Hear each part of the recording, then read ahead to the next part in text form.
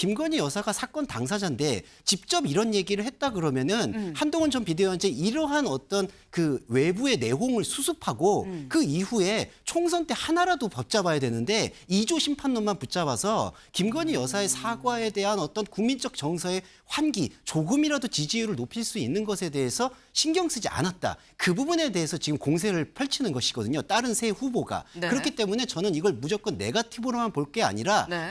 이관섭 비서실장이 한동훈 전 비대위원장 만났을 때 사퇴 요구할 게 아니고 여사께서 사과할 마음이 있다고 한다. 대통령도 그런 의견이다. 그렇게 얘기하면 될 거 아니에요.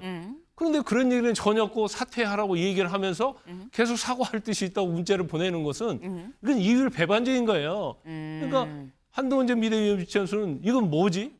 5번의 이 문자가 온 거를 두고서 말이 양쪽이 완전히 엇갈리죠. 해석도 엇갈리고 있습니다.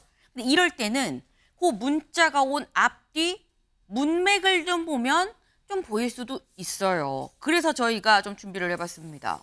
문자가 온 시기 좀 같이 볼까요? 네. 일단 1월 15일에 2번의 문자가 왔다고 말씀을 드렸죠. 첫 번째 문자는 무조건 시킨 대로 하겠습니다라는 취지의 문자가 왔었고, 두 번째 문자는 대통령이 좀 전화를 기다리고 있는 것 같은데 전화해서 한번 좀 얘기를 해보면 어때요? 라는 취지의 문자가 2번이 왔었다고 합니다. 이게 1월 15일이에요. 근데 여기에 답을 안 했다라는 거죠.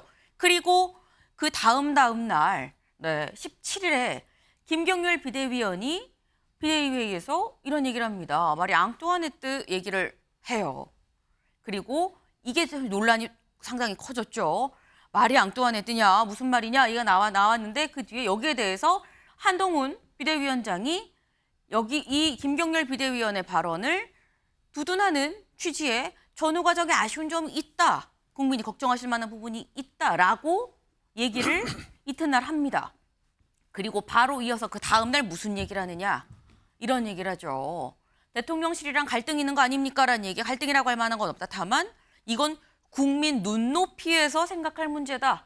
라고 국민 눈높이를 얘기를 합니다. 그리고 난 다음에 다시 19일에 문자가 오죠. 뭐 이게 먼저지 알 수 없어요. 일단 날짜는 그렇습니다. 날짜는 이 당일 19일에 김건희 여사의 세 번째 문자가 옵니다. 비대위 뜻을 따르겠다. 위원장 뜻을 따르겠다. 하라고 하면 100번, 1000번 사과하겠다라고 얘기를 했다고 합니다. 근데 지금 문자가 횟수로는 2번이 온 날짜로 얘기하면 이틀인 건데 총 3번의 문자가 왔다라는 거죠. 그 3번의 문자 사이에 나왔던 얘기들 직접 들어보실까요? 프랑스 혁명이 왜 일어났을 것 같냐. 그래서 우리는 당연히 이제 자유, 평등 뭐 이와 같은 이념들을 당연히 연상하는데 아니다. 당시 마리 앙뚜아네트인가요? 이제 이분의 어떤 사치 뭐 이런 거. 사치, 난잡한 사생활 이런 것들이 이제 하나하나 드러나고 감성이 폭발된 것이다. 그 문제는 기본적으로는 함정 몰카이고 그것이 처음부터 계획된 것이 맞습니다. 그렇지만 그 전후 과정에서 분명히 아쉬운 점이 있고 국민들께서 걱정하실 만한 부분이 있었다고 저도 생각합니다. 국민의 눈높이에 생각할 문제니까요. 갈등이라고 할 만한 문제는 없습니다. 국민의힘은 여러 가지 의견들이 있는 정당이고 여러 가지 의견들을 허용하는 정당입니다. 네. 지금 직접 들어보셨죠. 당시 김경률 비대위원 그리고 한동훈 당시 비대위원장의 얘기는 뭔가 국민 눈높이에서 사과를 하시라라는 취지의 문제가 있다고 좀 인정하고 사과를 하시라라는 취지의 얘기들이 언론을 통해서 나왔습니다. 근데 그러다 보니까 여선웅 위원님 하는 얘기가 이런 거예요. 한동훈 후보 쪽에선 아니 문자 뭐 사과할까요 말까요 자꾸 문자 보내는데 사이사이에 사과하란 취지로 우리가 공개적으로 얘기하지 않았느냐. 문자 답을 사적으로 해야 되는 거냐라는 얘기를 또 해요. 저는 한동훈 후보 측에서 이제 뭐 공적 사적 이런 이슈 이런 논리를 이야기하는 게 약간은 조금 저는 약간 받아들이기가 약간 쉽지는 않더라고요. 왜냐하면은 김건희 여사가 당사자잖아요. 그러니까 만약 김건희 여사와 뭐 황상무 수석이나 이종석 대사 관련 아니면은 뭐 야당과의 뭐 정치적인 대응 관련해서 논의를 했다면은 그거는 부적절한데 김건희 여사가 이 사건의 당사자니까 당사자 의견을 물어보는 게 당연한 거거든요. 근데 여기서 이제 당사자의 의견을 어떤 채널 아니면은 공식적으로 대통령실이나 아니면 다른 채널로 오지 않았다고 해서 이거를 그냥 뭐 이른바 이제 뭉갠 건데 여기에 대해서 저는 계속해서 이제 뭐 윤석열 후보 측에서 아니 그러니까 윤석열 대통령이나 아니면 여권 쪽에서는 어떤 생각이냐면은 그럼에도 불구하고 이게 자신의 안위를 더 중요하게 생각했다는 거예요. 그러니까 자기가 이거 그 김건희 여사랑 문자를 주고받는 거 나중에 가지고 꼬투리 잡힐까 봐. 네, 꼬투리 잡을까봐 총선 승리라는 큰 대의보다 본인의 뭔가 안위를 위해서 사적으로 그러니까 본인의 안위를 위해서 뭔가 이거를 방어막을 쳤다 이렇게 이제 해석될 수도 있는데 여기서 저는 이 한동훈 후보 측한테 이게 불리한 이슈다. 왜냐하면 총선 패배 책임론 관련해서 그동안이 없었는데 어쨌든 이 부분에서 정부적으로 미숙함이 드러났고 또 하나는 가장 큰 한동훈 후보의 뭐 그 공격받는 지점이라고 할 수 있는 배신자론 있잖아요. 이 문자를 보고 아니 뭐 한 번도 아니고 5번이나 문자를 씹어 그렇게 친했던 분이 그 이른바 지금 용산에서 나온 절윤 이야기가 이 절윤이 진짜로 한동훈 후보 측에서 먼저 절윤한 거 맞네. 이게 이제 다 이제 뭐 어떻게 보면 그 근거가 생기는 거거든요. 네. 그러니까 이게 장기적으로 볼 때 이게 전당대회에서 분명히 이제 득점이 될지 뭐 마이너스가 될지는 잘 모르겠지만 장기적으로 볼 때 한동훈 후보의 뭔가 캐릭터에 대한 부분에 있어서는 네. 마이너스가 된 것이 아닌가 이런 생각을 할 수밖에 없을 것 같습니다. 지금 말씀이 5번이나 문자를 사과한다고 보내는데 이거를 어쨌거나 답을 안 했다는 건 이건 지금 얘기하는 배신자론의 근거가 될 수 있는 사안 아니냐라고 말씀을 하셨어요, 윤주진 의원님. 저는 일단은 그 두 번째 문자가 상당히 네. 사실 좀 의미심장하다고 생각을 해요. 뭐냐 하면은 저 문자를 보면 저 문자만 딱 놓고 봤을 때는 네. 김건희 여사가 오히려 대통령과 한동훈 위원장 사이에 어떻게 보면 좀 메신저 역할을 하려고 노력했다라는 흔적이 조금 나타나잖아요. 네. 그러니까 대통령도 내심 좀 기다리고 있다라는 듯이요. 한동훈 위원장이 비대위원장이 된 게 불과 저 사건이 있기 한 3주 전이에요. 네. 우리가 다 알잖아요. 한동훈 비대위원장이 어떻게 비대위원장이 됐는지는 다 기억하고 있잖아요.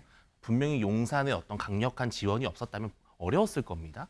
근데 그런 상황에서 이제 불과 2, 3주 만에 상당히 관계가 험악해져 버린 거예요. 그런 상황인데 방금 여 의원 말씀하신 게 저는 이 기존의 전당대회 초반에서 보면은 많은 국민의힘 당원과 지지층이 여전히 윤석열 대통령과 한동훈 위원장이 교분이 되고 가깝다라고 생각을 하고 있었어요. 그러니까 뭐 좀 이견이 있어서 충돌했을 수 있지만 그래도 20년 지키고 평생 같이 한솥밥 먹어온 사이인데 근데 이번 사건에서 당원들의 여론이 상당히 좀 많이 변화한다라고 하는 분석이 많더라고요. 그러니까 좀 동공지진이 오는 거죠, 한마디로. 정말 사이가 안 좋았네. 네. 예. 그래서 이러한 것들이 한동훈 위원장에게 어떠한 타격이 될지 혹은 뭐 득점이 될지는 이제 이번 주에 나오는 여론조사에서 상당히 많은 변화가 있을 것 같아요.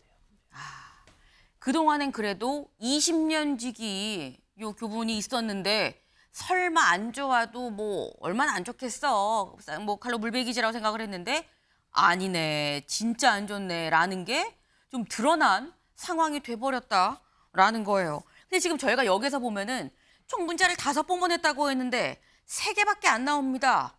2개의 문자도 좀 같이 봐야죠. 다음 보겠습니다.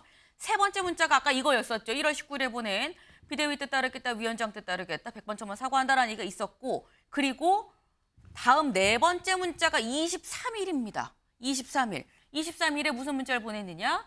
김경률 비대위원의 발언 가슴 아프지만 이해한다. 사과가 필요하면 단호히 결심하겠다라는 문자를 보내고 그리고 다음 날이 25일 문자를 또 보내서 큰 마음 먹고 비대위 맡아줬는데 내 잘못에 기인해서 이렇게 돼서 미안하다라는 문자를 보냈다라고 해요. 그러면 요 3번과 4번 문자 사이에는 어떤 일들이 있었느냐라는 거죠. 여기 좀 색깔이 다르죠. 색깔이 다른 건 한동훈 후보 쪽에서 얘기를 하고 있는 포인트를 저에게 좀 색깔이 다르게 좀 넣습니다. 한동훈 후보에선 아니 19일 날 비대위 뜻 따르겠다, 100번 1000번 사과하겠다라고 다시 한번 얘기를 했는데 바로 그 다음 날 이용 의원은 이제 윤석열 대통령 후보 당시에 계속 이 수행실장을 하면서 확실한 친윤이다라고 얘기가 나왔었죠. 근데 이용 의원이 이 국민의힘 의원들 단톡방에 사과하면 여사가 사과하면 민주당은 들깨처럼 물어뜯을 거다. 사과하면 안 된다라는 취지의 글을 올렸었다라는 거예요. 한 후보 쪽에서는 그런 얘기를 합니다. 그리고 그 이튿날인 21일에 무슨 일이 있었느냐. 우리가 다 모두가 다 아는 이관섭 당시 비서실장이 한동훈 비대위원장을 만나는 당시에 사퇴를 요구를 했고 공개적으로 또 보도가 됐습니다. 요 날도 이용 의원이 또 단톡방에 이런 걸 올렸다는 거예요. 윤 대통령이 한동훈 비대위원장에 대한 지지를 철회했다라는 보도가 있었는데 이 보도를 올렸다. 단톡방에 이 기사 보세요라고 올렸다라는 거죠. 그러니까 이 얘기가 있고 21일에 사퇴를 요구한 얘기가 22일 아침 조간에 일면으로 올라왔습니다. 그래서 그때 다 같이 한 위원장이 출근길에 기자들이 붙어서 물어봤죠. 그랬더니 이런 얘기를 했어요. 사퇴 요구 제가 거절했습니다. 제 임기는 총선 이후까지 아닙니까? 라는 얘기를 했는데 그 얘기 직접 들어보고 오실까요? 대통령실은 과도한 당무 개입이라는 비판이 있는데 이해를 어떻게 평가는 제가 하지 않겠고요. 저는 그 과정에 대해서는 제가 사퇴 요구를 거절했기 때문에 구체적인 내용에 대해서는 말씀드리지 않겠습니다. 까지 비대위원장으로서 제 역할을 완수하겠다라는 입장에는 변함이 없습니다. 제 임기는 총선 이후까지 이어지는 것으로 알고 있는데요. 네. 사실 어떻게 보면은 지금 이관섭 실장이 한동훈 당시 비대위원장한테 사퇴를 요구했었던 당시의 고사안, 그때 다들 얘기가 나왔었어요. 결국은 김 여사 관련 건으로 여기까지 온 거 아니겠냐는 당시에도 있었습니다. 하지만 명확하게 뭐 가타부터 얘기가 나오진 않았었는데, 근데 주원규 위원님, 네. 아까 해주신 말씀 중에 이게 문자로 가다 보니까 이게 요런 의미인 건데, 이게 문자 간에 서로 이 해석하는 게 좀 다르고 그러다 보니까 좀 그냥 오독 뭐 비슷하게 그런 게 있었던 거 아니겠느냐, 완곡한 거절 같은 그런 건데 이해를 못한 부분이 있지 않냐 그랬는데 만났거든요. 이날은 만났는데도 사실 해결이 안 되고 오히려 사퇴 요구로 이어진 상황이에요. 그럼 어떻게 봐야 됩니까? 그 뭐 두 가지 가능성이 있는 것 같아요. 김건희 여사께서 문자를 보냈는데 한동훈 전 비대위원장이 전혀 반응을 안 했다는 거를 네. 이용 전 의원이나 이관섭 비서실장이 알아서 그거에 대한 소문을 듣고 만약에 대통령실에서 또 그리고 대통령께서 언질이 있어서 21일 날 사퇴 요구에 대해서 나온 건지 네. 아니면 그런 사항들은 김건희 여사가 품고 그냥 말을 하지 않는 상태에서 근데 사과에 대해서 이미 김경률 전 비대위원이 마리 앙뚜안한테 얘기를 하면서 이런 어떤 대통령실의 영린을 건드리니까 이용 의원이 또 들고 일어나고 그랬던 게 아닌가. 이제 이런 가능성이 있는데 네. 두 가지 가능성 모두 합친다 하더라도 한동훈 전 비대위원장은 그냥 일관된 스탠스를 가져간 거예요. 이건 공적인 이야기다. 공적으로 해결을 해야 되는 것이지 네. 이거는 사적으로 비칠 수 있는 그런 문자 메시지들에 대한 화답으로는 안 된다. 그래서 완곡한 거절을 했던 것이고 네. 22일에 한동훈 전 비대위원장의 그 모습 안에서는 자신은 그 길을 계속 걷겠다라는 의사 표현으로 읽혔습니다. 그러니까 사실은 4번과 5번의 김건희 여사 문자가 네. 오히려 더 완곡한 거절로서 답을 할 수가 없게 되는 상황인 것이죠. 이렇게 된 상황에서 어떻게 그거를 계속 극복할 수 있을 것인지. 네. 그래서 한동훈 비대위원장은 그냥 그 길을 걸었다라고 볼 수가 있는데 제가 아까도 말씀드렸지만 이건 지금 감성의 문제예요. 그 김경률 전 비대위원도 그 감성을 얘기했지 않습니까? 그 국민들의 감성이 폭발한 사건이다. 네. 그러면 김건희 여사가 사건 당사자인데 직접 이런 얘기를 했다 그러면은 한동훈 전 비대위원장이 이러한 어떤 그 외부의 내홍을 수습하고 그 이후에 총선 때 하나라도 붙잡아야 되는데 2조 심판론만 붙잡아서 김건희 여사의 사과에 대한 어떤 국민적 정서의 환기, 조금이라도 지지율을 높일 수 있는 것에 대해서 신경 쓰지 않았다. 그 부분에 대해서 지금 공세를 펼치는 것이거든요. 다른 세 후보가. 네. 그렇기 때문에 저는 이걸 무조건 네거티브로만 볼 게 아니라 네. 한동훈 지금 현재 후보 측도 여기에 대한 적절한 해명과 그리고 앞으로 대통령실과 어떠한 당정 관계를 수립할 것인지에 대한 적극적인 소통이 필요하다고 봅니다. 네, 김광선 변호사님. 그래서 이제 해명 다 했고요. 지금 한동훈 전 비대위원장은 계속 대통령과 좋은 관계 유지하겠다고 계속적으로 얘기를 했는데 네. 오히려 대통령과 한동훈 전 비대위원장을 갈라놓으려는 시도가 계속 일어나고 있는 거예요. 그리고 아마 대통령실도 한동훈 전 비대위원장과 잘 지내기가 싫은 것 같아요. 여러 가지 지금 상황들 보면. 추측이죠. 네. 근데 이제 5개 문자가 있는데 네. 뭐 저도 처음에 이렇게 얘기했다가 지금 날짜별로 나오니까 이제 추론이 가능한데 21일 날 만나서 네. 사퇴 요구했잖아요. 네. 22일 날 한동훈 전 비대위원장이 거절했어요. 네. 그러면 굉장히 용산과 관계가 엄청 악화된 거 아닙니까? 끝까지 간 거예요. 네. 근데 김건희 여사가 1월 23일 날 사퇴 거절한 다음 날 또 비대위에 맡기겠다고 얘기하는 거예요. 큰 마음 먹고 비대위에 맡아줬다. 잘못됐다. 이게 의미하는 게 뭐겠습니까? 왜 계속해서 5번 문자를 보내는 거예요? 아니 이관섭 비서실장이 한동훈 전 비대위원장 만났을 때 사퇴 요구할 게 아니고 여사께서 사과할 마음이 있다고 한다. 대통령도 그런 의견이다. 그렇게 얘기하면 될 거 아니에요? 그런데 그런 얘기는 전혀 없고 사퇴하라고 얘기를 하면서 계속 사과할 뜻이 있다고 문자를 보내는 것은 이건 이율 배반적인 거예요. 그러니까 한동훈 전 비대위원 입장에서는 이건 뭐지? 한쪽에서는 뭐 사과하면 개처럼 물어뜯을 것이다 하고 네. 또 그 당시에 이철규 의원이 뭐라고 얘기했냐면 김건희 여사는 교통사고의 피해자다고까지 얘기했거든요. 그러면 김건희 여사 문자 보낸 거하고 친윤 세력이 하는 거하고 네. 이건 완전 배치되는 거 아닙니까? 더구나 사적인 문자 가지고 계속 저렇게 얘기하는 것은 결과적으로 사과를 하든 안 하든 네. 그 결과에 대한 책임을 비대위원장이 떠넘기려고 하는 그런 의도가 좀 보이고 있다 저는 그렇게 봅니다.